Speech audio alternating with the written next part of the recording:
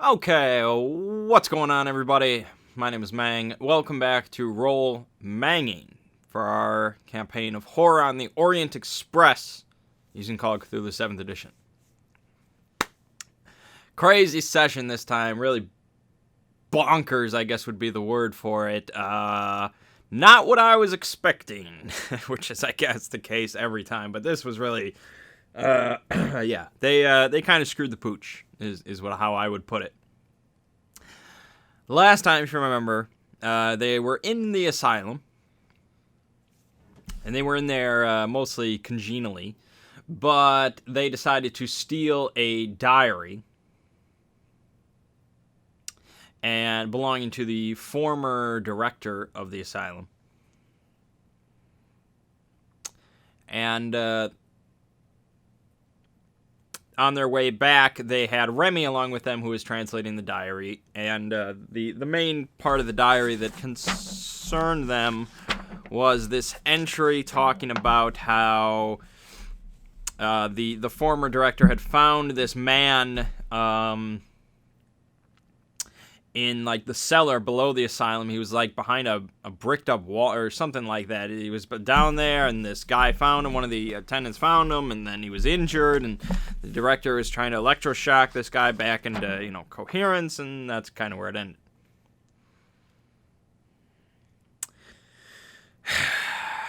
And so I thought for this session, then, they would try to get back into the asylum and talk to somebody in there. The diary entries mention the nurse that found the injured guy, was named P. Mandarin. And so I thought maybe they would get in there and try and locate this Mandarin guy and talk to him, maybe get some information about, what he found and what was going on down there, and try to maybe get into the cellar, see if they can get entrance there, something like that. No, they threw all out the window. Because they decided, no, the only thing to do now is to break into a very fortified asylum at night, even though none of their characters really possess the skills to do this, and get their information the illegal way. So they bid adieu to Remy for the weekend. And they basically plan. They didn't plan. Let me never use that word. They didn't plan. Somewhat prepared, maybe, is the word. They bought some stuff, I think. They didn't buy much stuff for the purposes of breaking in. And they basically just waited until night. They caught the last train out to Charenton. And boom, there they were. And the plan was, I think, to case the joint, and then get maybe a hotel room in town or something like that, and then see, figure this out. That's not how it ended up going, though. They went over to the asylum right away. They cased the joint, maybe. And then they decided the best way in was to tunnel under the fence, dig a little trench under the fence and just crawl in. So that's what they did. They dug a little trench. They didn't all crawl under. The ones that went over were Walter Umberly, William Barth, and Allie Shaw. I don't know why Allie went with, but she did. So the three of them over there, Luton decided he's going to just stick around, keep watch on the outside. And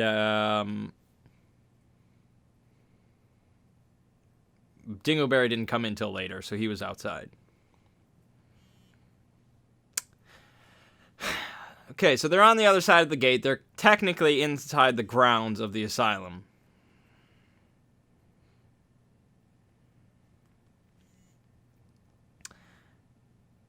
And I don't know exactly how the real asylum is laid out. I just kind of went with it.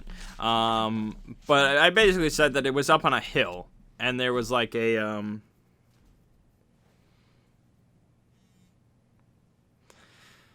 there was like one path from the front gates leading up to it.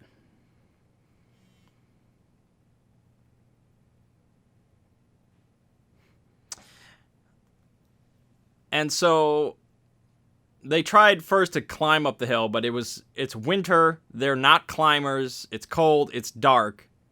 So they decided that the best bet is just go up the path and hope nobody sees them. So they go up the path and they see that there's a guard patrolling the kind of the front entrance and stuff like that.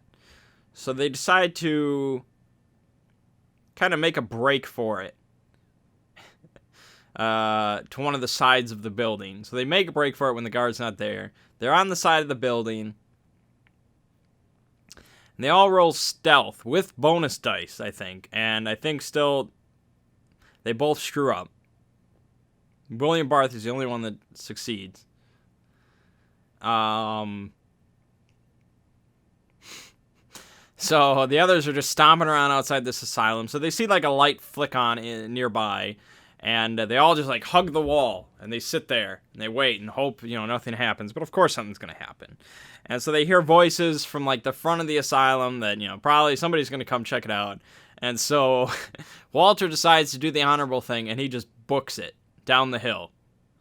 So it's not like it's a pretty steep hill. It's kind of a fall, really. And so, of course, he's immediately noticed, but the others get to slip away unnoticed. So now a ruckus has started as we have two guards chasing Walter, who's tumbling down the hill. The others kind of slip around. They keep going. They go around to the back of the asylum. Walter tries to make a break back for the trench. And so he's like 20 feet away from it, and one of the guards tries to tackle him, but he kind of slips through. So he's got a clean break for the trench. The problem is he wants to dive face first into the trench and just slip out. And what it really reminded me of was the scene in Rush Hour 2 when Jackie Chan is in like the casino or whatever in the back area, and he like jumps up and he puts his feet out and he slides through like the little cash opening thing that they pay out things, and he just slides right through there in one swift motion. But this is even more difficult than that, I think. And this is Walter Umberly, not Jackie Chan. And even Jackie Chan took like 5 attempts or whatever just to get through that thing. So I was like, there's no way he's doing it. And sure enough, he butchers his roll, and he smashes his face into the bottom of the fence. And of course, the guards catch up to him. And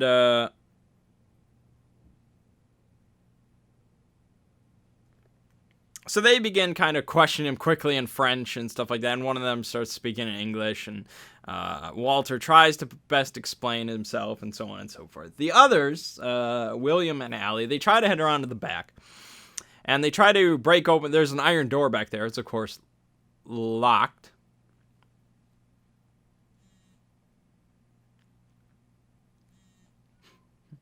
And, of course, neither of them know how to pick a lock. And this was the funniest part to me, was they had no plans. They really had no plan for getting a locked door open. And it's like, you had to assume. You're breaking into Asylum. You had to assume you're going to encounter a locked door. And it's just like, no, they had no idea what to do. So he tried to take his crowbar and smash the handle off. Of course, it didn't work. And then he's like, here, Allie, you try it. She, of course, couldn't do it. And so they're just like, oh, well, I guess we can't get in. And they go around back to the side and to the front. It's just like, what were you thinking? There was no planning whatsoever done for breaking into this place. Now, yes, I've told you, if I've told you once and I've told you time and time again, and nothing ever goes to plan. That does not mean you don't come up with a plan. You always come up with a plan. You just know, you have to know that not everything is going to go according to that plan. You still need the plan. Now, yes, there are situations and times when you're just going to wing it, and that's a lot of times. But that's times when just shit hits the fan. When you have time and you have the ability to come up with a plan, you do so. And especially in a situation like this, they had a whole week. They had a whole week of real life time that they knew they were going to go break into Asylum. They knew it. And so they had a week in-game time, or a week in real life time, to think up a plan. And they didn't. So it was kind of disappointing, I guess, from a DM's perspective. I want them to come up with a plan. I encourage plans, and all DMs should encourage plans. Now, that doesn't mean you just say, "Oh yeah, your plan goes, perfectly according to plan." No, you gotta fuck with them because they're expecting it. It needs to happen. That's the point of the game, is it's gotta happen. Like the Shadowrun campaign that we did, where Ziggy and I came up with elaborate plans, and more or less they went mostly according to plan. That was just like,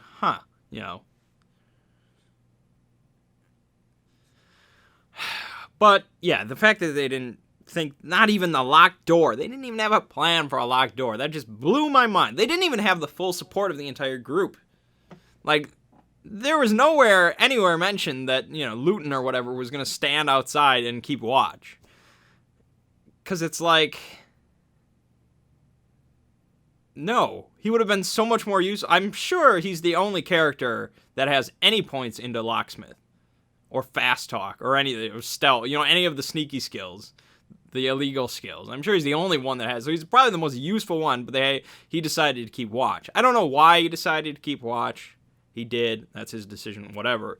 But if I was part of this group, there would be a plan. There would be a plan. I don't know if I would have decided to break into the asylum, but if it came down to that and they said, we need to break into this asylum, I'd be like, all right, this is what we do. But also, if I may make another point, because I know some of my players are listening, you need to play to your strengths. You need to play to your strengths. Maybe in some awesome universe, you will have a whole group of characters that all complement each other.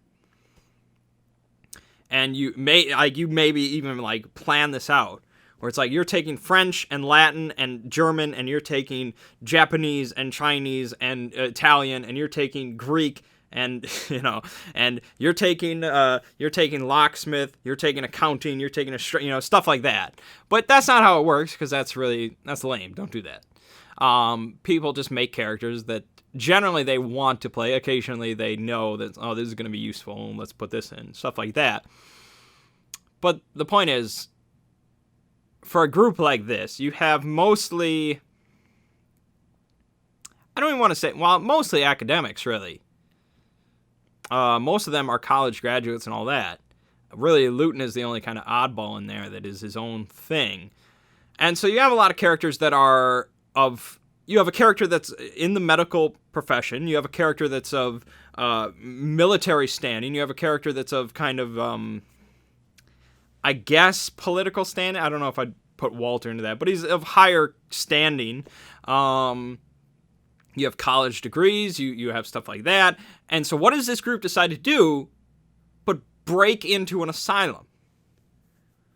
Now, if you were all like Luton, you had all characters kind of like that they went in, they're going to be, we're kind of scoundrels, we all have points in stealth and lock picking and things like that, and, we don't know we have contacts, and we've done this kind of thing. It's like, okay, but you have the three characters that went in there have never ever broken into any place ever. It's just like, who thought this up? Like, why was this? You need to play to your strengths. There's always more than one way to get whatever information you might want, They could have They could have tried to, actually just go in there and say, just wander, go for a tour of the asylum and try to find this Mandarin guy or something like that and talk to him. Or they could have had, somebody pose as a doctor or something like that, or try to have Allie use her kind of medical expertise or whatever to get somebody into the asylum as like a medical or a mental, an official patient or something like that, and try to work it from the inside. You're going to do all sorts of stuff. I'm not going to explain it all, because they still might try some of this shit. But the point is to play to your strengths. Don't play to your weaknesses, because that's going to end up like what happened here. Let me continue, because that was a whole tangent. Okay, so yeah, they couldn't break into the door. That's where that tangent started. They couldn't break into the door, so they just abandoned it. They went around back to the front, and there was a guard at front kind of keeping watch, because apparently there was some shit going down. He's trying to keep anybody from going in front. William has decided he's had enough of this bullshit. So he draws his saber and starts walking towards the man. And he says he's looking real intimidating. And so I gave him I think I let him roll intimidate with like a bonus or something like that. I think it was something like that. Or no, maybe it wasn't. I think it was maybe a penalty. I don't know what I gave him. It was probably a penalty, because it's like, how are you going to intimidate somebody with just that? Like, this guy is trained to deal with dangerous, insane people. He's going to try to deal with you. And he's not a little guy. So, yeah, he failed whatever his intimidate was. And so the guy swings it in with like a billy club, a blackjack, a kosh, a whatever you want to call it. And so they have a little like duel for a short amount of time. Neither of them really hitting each other until finally the blackjack connects with the side with the William's temple, and it connects well, puts him down to like 2 HP, and so it's just and blood is just, he's probably concussed, all sorts of shit, and so the guy William decides to just pull his pistol. Then he's like, And that's always a great thing about guns in RPGs when they come out, is you never have to fire a gun, really. Occasionally you might want to, but you never really have to, because pointing a gun is usually good enough for most things. Maybe not in Call of Cthulhu, because a lot of things don't give a shit about that. But anyways, for this guy, it mattered. So he was just like, whoa there. I don't know why that accent came up. And William decided to just back up slowly, and then he booked it back towards the trench. It was all about that trench. Like, what a terrible getaway. And so, you're shouting, French shouting all over the place. You got this wild man running down the hill, and Allie's just kind of sitting there this whole time. And so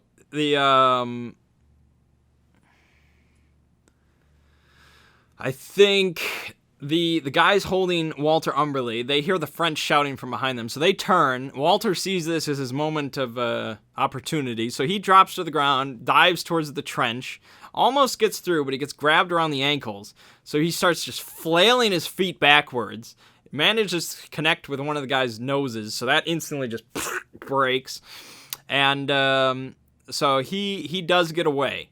He just books it out of the village. William comes charging down the hill with his pistol in one hand and his saber in other. He triggers World War I flashbacks, so he's got flashbacks going on. So he fires his gun wildly in their direction, but he doesn't want to hit them. So I let him roll luck with a penalty dice, and so he fails that because he's like concussed. He's got blood in his eyes. He's running. He's insane, and so he connects one guy in the shoulder. So. And he goes tumbling down. And so he then turns around on the other guy, and he's in like complete flashback mode. And he's just, he's talking about krauts and stuff like that. And no, actually, I think he said like, during the war, I used to stack Frenchmen like you 10 feet high or some bullshit like that, which is completely ridiculous, but it was funny as hell. And then he's like, I am British no, man, I don't know what he said. There was some funny shit he said. And so the guy in the back, he's like, I only want to help you. You know, he thinks it's some insane guy, and you gotta admire the dedication on these guards, of course. But he's like, I only wish to help you. And so William then runs for the trench. He also gets grabbed around the ankles, and so William sees like a constable coming way down the street because he heard the gunshot, and so Williams just had enough of this, so he just flips around on his back and fires around right into the guy's stomach. So yeah, he's probably gonna die, and that's probably our first innocent death of the campaign. And so, of course, the guy lets go, and William rushes off out of the village right behind Walter.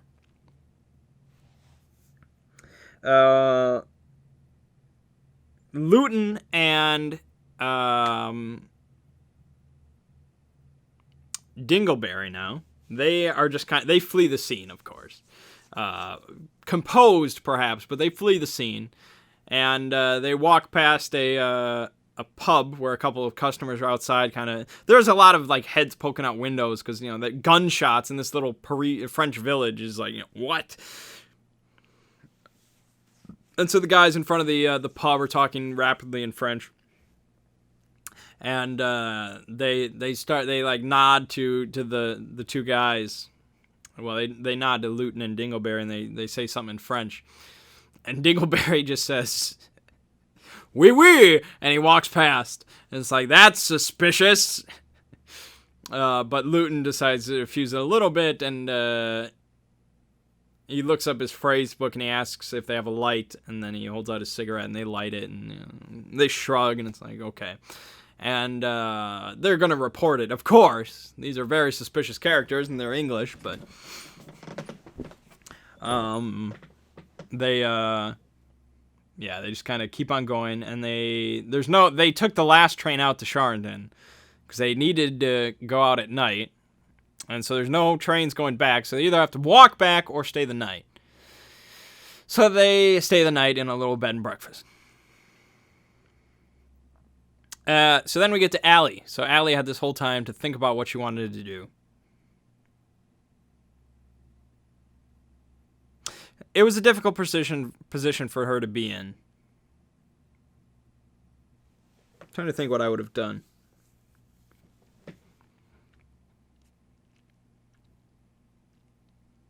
Yeah, I don't know. I think she did the best she could. I'm not sure what I would have really done differently. Because, again, you got to play to your strengths, and I think she did that, so that was good. She checked to see if the coast was clear, and then she ran into the front entrance. She was, like, running in hysterical, basically, like, crying almost. And the receptionist or whatever, he was on the phone. And she explained that she was on the train, and a couple of men forced her to break into the asylum to get a patient out or something like that, and she was against her will, and it was horrible, something like that. And so this guy, of course, interpreted that she was insane, and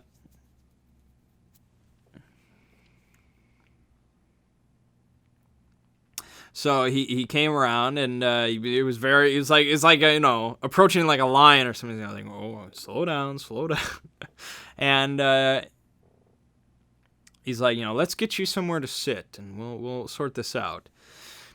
And she basically played along this whole time, though she knew that she was being, treated. She's being interpreted as an insane person. And so he took her over to where like an orderly was, or whatever they call it, an attendant, whatever. The guy's wearing white, a nurse, I suppose. And the nurse basically took her over to a cell, more or less. And he's like, I'm sorry, we do not have any, rooms other than this. I hope that is okay. And I should close the door just for safety. There's gunshots out there. The situation is occurring. And so he locked it, of course. And there she was. She was an inmate now. And basically the idea is that very stereotypical horrible asylum that you never want to be in, even though Charenton was kind of mostly renowned for the way they treated their patients. So but I interpret it here as the day shift. The day staff is very good. It's like the best in the country. But the night staff, you don't want to be there at night, man. It gets real bad. And so she just sat there for a long while on her cot. She kept on asking if, for them to call the constables so she could sort this out. And they were like, oh, we will call them immediately, so on and so forth. I occasionally slip into like Middle Eastern with my French accent. I'll be glad when they're out of French or out of France because actually I have no idea. My accents are gonna be shit the entire campaign, so it doesn't matter. French is probably my best, which is sad. Anyways, like when we get to Constantinople, oh god. Anyways, yeah, they weren't gonna call the constables. She's insane. Just let her sit there. They're just gonna kick back and read a book or something. What do they care? And so she, of course, nighttime, trying to get to sleep or sit there during at an asylum while you hear all these noises. You can imagine the noises and sounds and things that are said and crazy French madmen singing to themselves, and it's just like, eh. And so eventually she passed out because she was so exhausted. She woke up during the night, she wasn't sure what time, covered in sweat, and she realized that she couldn't move any muscles. She could only move her eyes. And other than that, she was completely paralyzed. She tried her hardest to, move her arms, her legs, her fingers, and just nothing worked. So it must be sleep paralysis. And then she heard a sound. Or she closed her eyes and tried to just, go back to sleep, hope it rides out. So her eyes are closed. And she hears a sound coming from above her. It sounds like almost air rushing into the room. She doesn't open her eyes. And the sound of the air sounds like it's approaching her. It's coming down from up above. Still doesn't open her eyes. And it starts to kind of press against her face. And it feels real cold. And she still doesn't open her eyes. It's like icy cold air. And it then feels like it's caressing her face. Like it's not just air pushing down. It's almost like a back and forth motion. Still doesn't open her eyes. And then it changes how it feels. It feels, instead of just like this, it feels almost more like this, like fingers going across her face. And, of course, in real life, you'd be freaking out. I don't know how she was feeling during this whole thing, but she just kept her eyes shut. If she can't see it, it's not there. Hearkening back to when we're all, when you're little. And, well, maybe that was just me. I think that's a lot of people when they're young. You throw the sheets over your head and you hope that, whatever's out there, if you can't see it, it won't do nothing. Like, I don't know how that works. But anyways. And then it feels almost like long fingernails of air just scraping against her face. It doesn't hurt, but it's very icy cold and it's unsettling. And,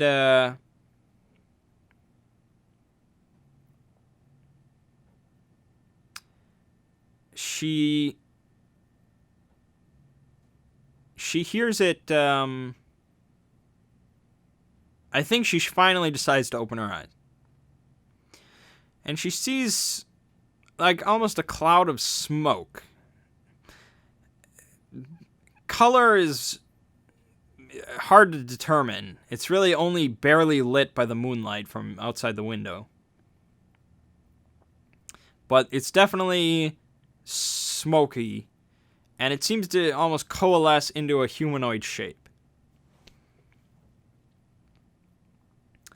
And it chuckles at her. And if I can sidestep that, because I forgot a step. They visited the Louvre before they had gone back to Charenton. They visited the Louvre, and while there, when they were all kind of alone in one of the galleries, they heard a laugh coming from one of the corners. And near the corner was a sketch of a man. And the sketch looked like this. That man. And it was kind of unsettling. And so they all left fairly shortly after, and that was that. The chuckle that she heard in this room in the asylum at night, in front of the smoke, was very, very similar to the laugh that they heard in the Louvre. And then it began to speak in what sounds like Latin. She shuts her eyes again.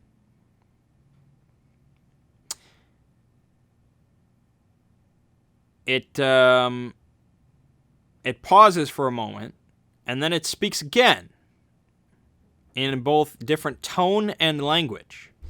It begins speaking in French, and it sounds much more aggravated. She says nothing again and just keeps her eyes shut. It pauses, and then it sounds almost like it growls. And she feels her body lift off of the cot.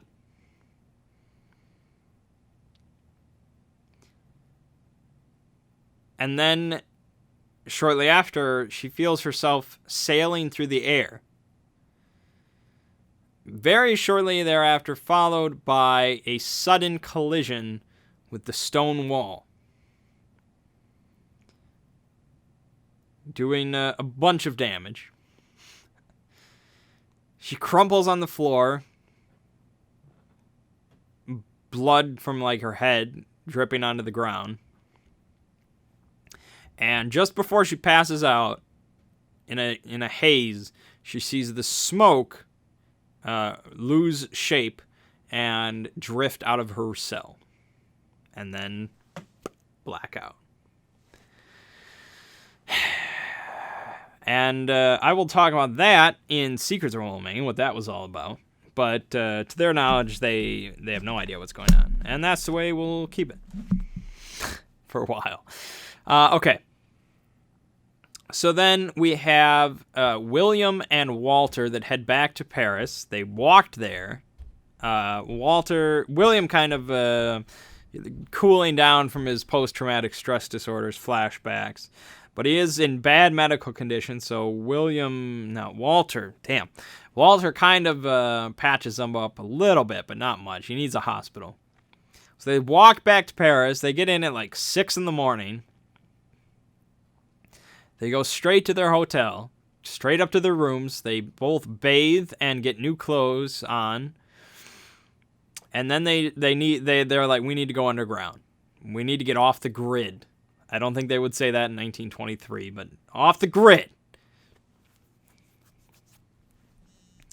And so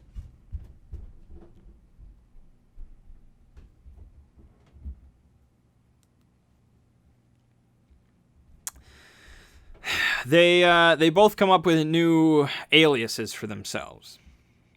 Walter Umberly is no longer Walter Umberly. He died that night in Charenton. He is now Richard Roosevelt, I believe. And William Barth is now Kilian Wehrmacht. Or Wehrmacht, I guess it would be. I don't know. My German sucks. And so they both go to just walk out of the hotel.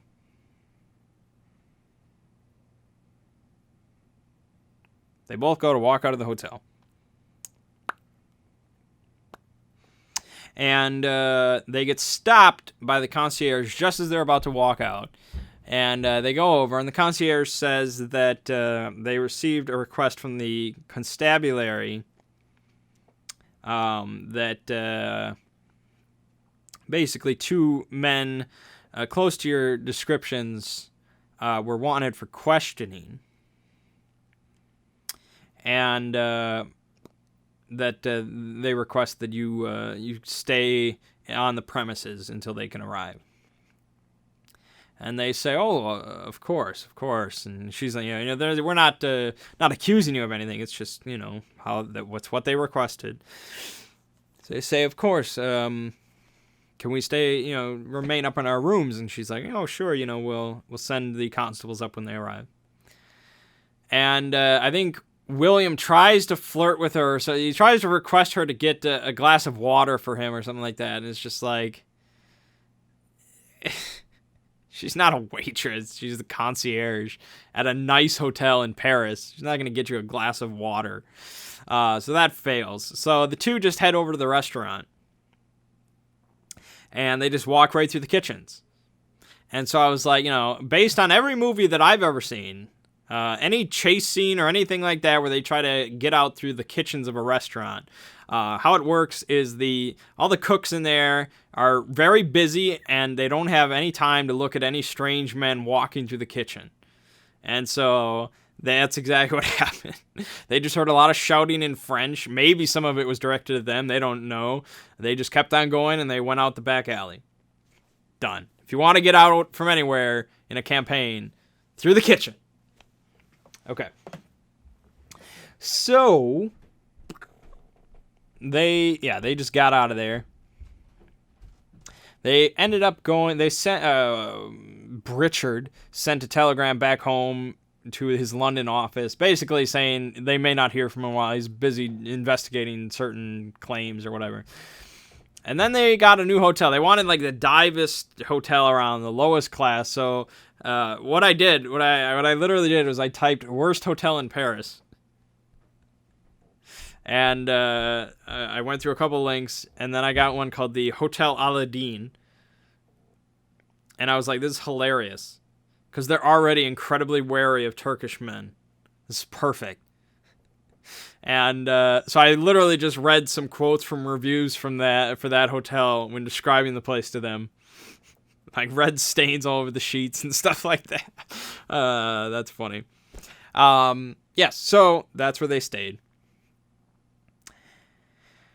And, okay, so then God damn it. Luton and Dingleberry, they stayed the night at the bed and breakfast. They wanted the first train back to Paris. So they go up to the platform to get to the train, and there's a constable there. And the constable stops them and asks them if they're from around here or something like that.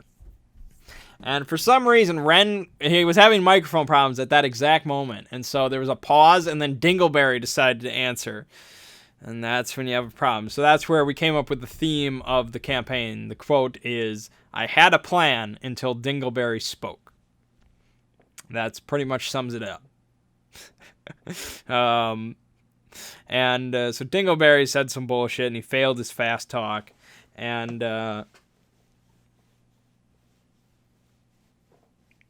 he wasn't buying it. So then Luton came in. He tried to fix it. Failed his fast talk. And so the constable just wanted them to come in for questioning. So they both agreed. And really, there's no point in really evading the authorities if there's no real, if they don't really have any evidence on you, you know? There's only so much they'll really care to do. And so, yeah, that was more or less smart. They went with him. They kind of, he basically passed it off as his overall lie was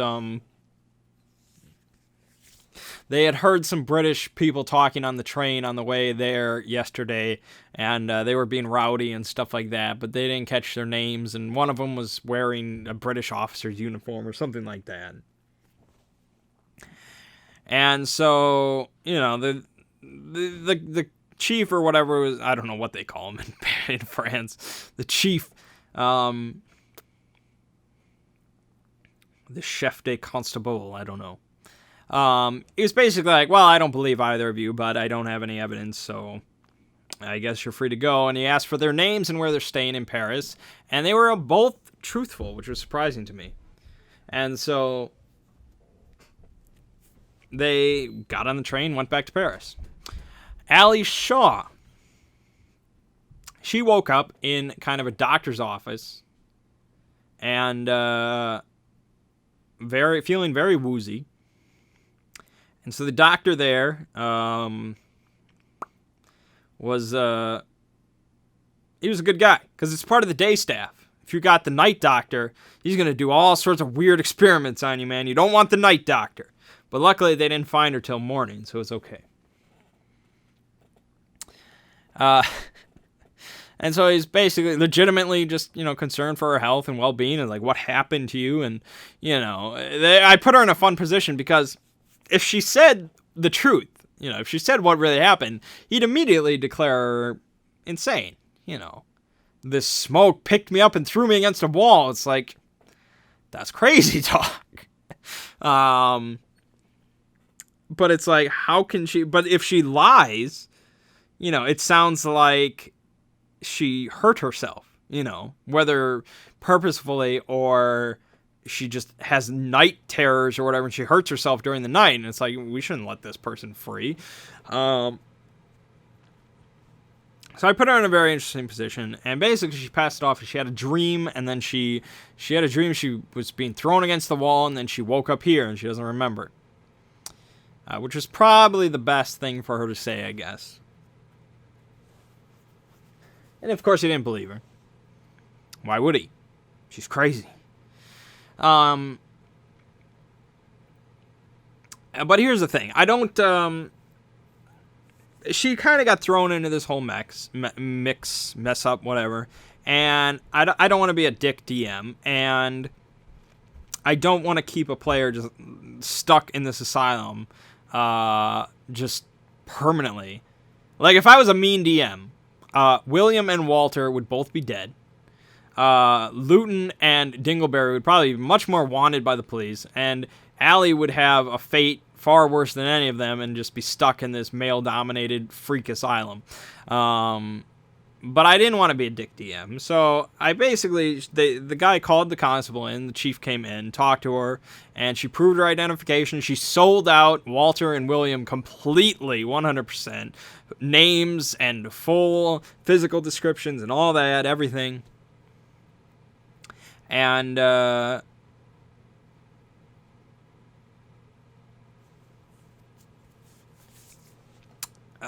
he checked her identification. He basically said, it seems like everything holds up. I'm sorry for the inconvenience, and I hope this doesn't blemish your thoughts about our town, and so on and so forth. And she told the doctor that, she was planning on getting medical assistance in Paris where she was staying, and so on and so forth, and she was let go. That's pretty much it.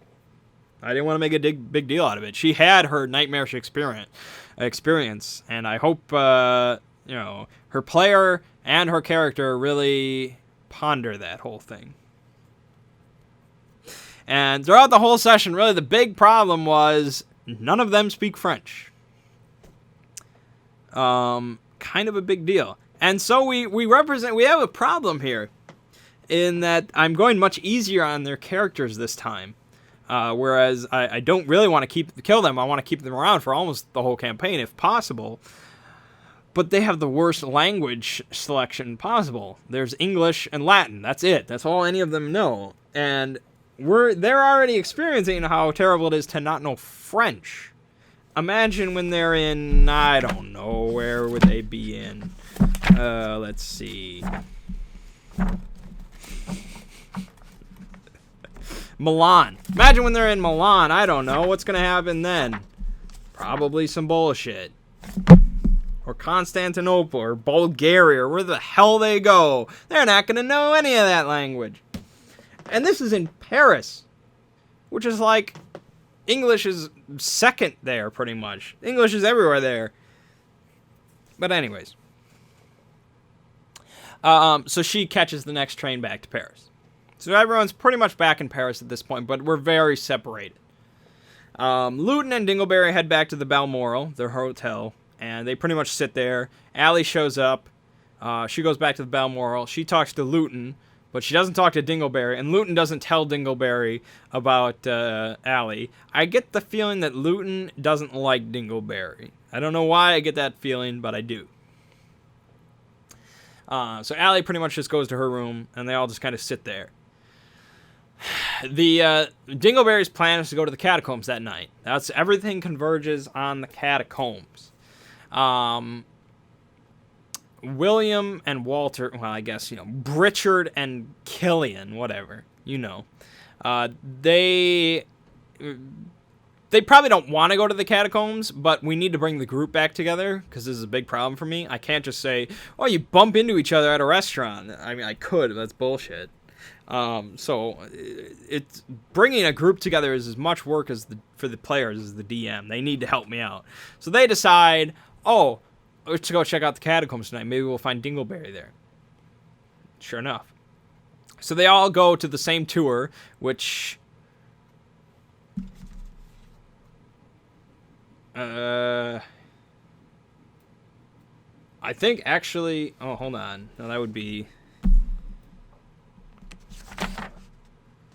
third Saturday of each month.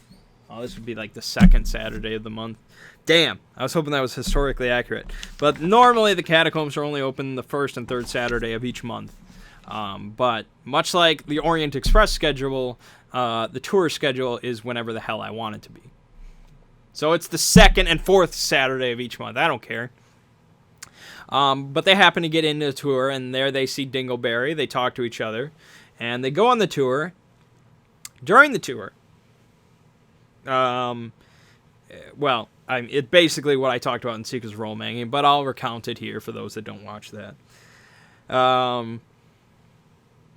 At the deepest point of the tour, deepest point of the catacombs tour, it's not that deep or dark compared to the rest of the catacombs, but it's the public stuff. They hear bones tumbling in the dark. And it sounds like it's coming from beyond a nearby gate. And so I think Killian asks the tour guide about what's beyond there, and he's just like, "Oh, we don't go over there. It's not safe for tourists. There's collapsing and things like that." And he's probably right, But sure enough, the three of them break off from the rest of the tour, and they go over there, and they try to peer into the darkness, and they see a man-sized shape burying itself into the ground. And so they decide to shine their flashlight on it. And this was something I was not expecting. But it makes more sense for them to do that than to just go through the gate and say, what's going on over there? It makes sense to just, from the safety of the gate, just psh. And so they take sanity losses. And it's a thing. It's a creature. It's a man-sized creature. It looks a lot like basically take the creatures from The Descent, if you've ever seen that, and just put more of like a dog muzzle on them. And that's what it looks like. But this one has like a big scar across its muzzle. And it looks quite hideous. And it's just kind of sitting there, and it starts staring at them. And so they start calling out to it. And it like growls a little. And it's like, and then it says, bonsoir, which is my my horrible ghoul voice. The point was it communicated in French, and they all understood that. And again, none of them know French, so they had no way of communicating with this thing. They all, of course, tried to communicate in English, and eventually it started to approach them very cautiously.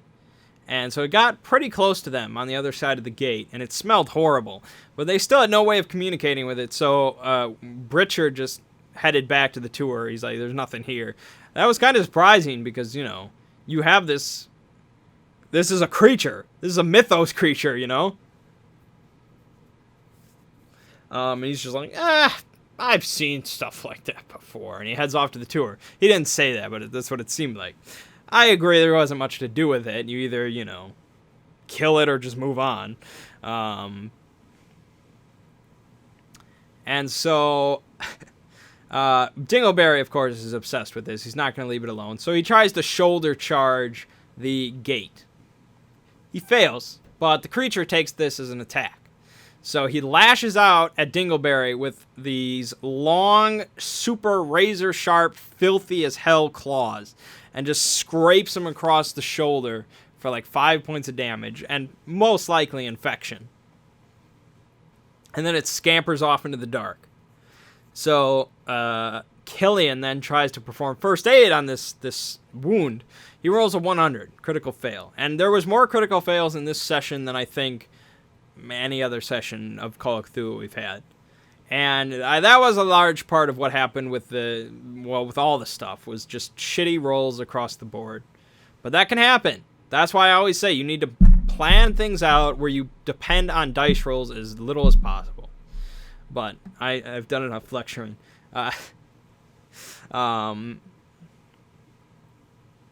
And so he so he completely butchers his first aid, so it's guaranteed infection at this point. And so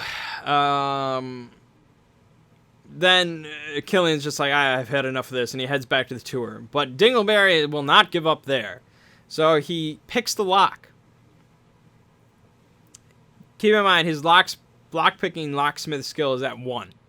So he rolls like an 80 or some bullshit. And he spends like all of his luck, every luck point or whatever, to get it down to a 1. And so he succeeds. I'm like, okay. And he pops open the gate.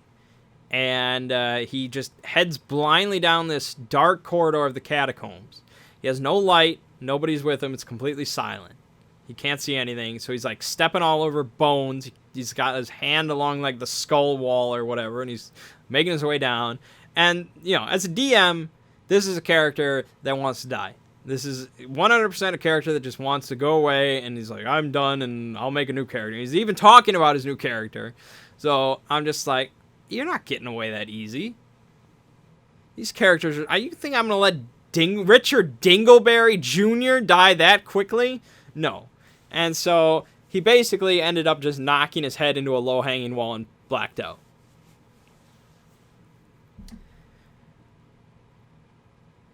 Yeah, I had a lot of ideas for what could have happened there, but I'll talk about that in Secrets of Role-Making.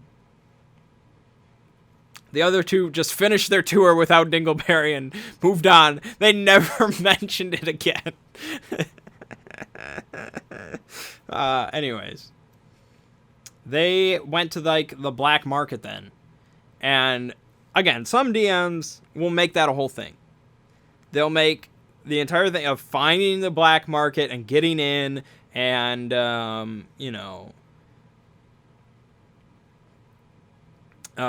talking to the right people and making the right purchases and all that. They'll make that a whole thing. But it was like 10:50 or something like that. They were like 10 minutes away from ending. And I don't think I can spend that kind of time with little details like that. Like, this campaign is massive. If I make every little section like that with 2 people trying to get through this whole black market thing, a big thing, I will never get to the end of the campaign. It won't happen. So I want to get through the campaign. I think that's the best, all the exciting parts. Not finding, if it was maybe the whole group, I would think about it, but just 2 people, no, it's not going to happen. So I'm just like, you find it. It's a market. Underground. I don't know. Whatever. Who cares? We're not going to think about it. It's just spend your money, get what you want. And so they bought fake passports, fake identification. They bought dynamite. They bought poison. They bought ammunition. All the kind of black market stuff. And, yeah, that's pretty much where we left off. It was like the complete opposite of the first session, where just everything was kind of, there was research done in the first session. Can you believe that? There was library research done. There was nothing close to that in the second one.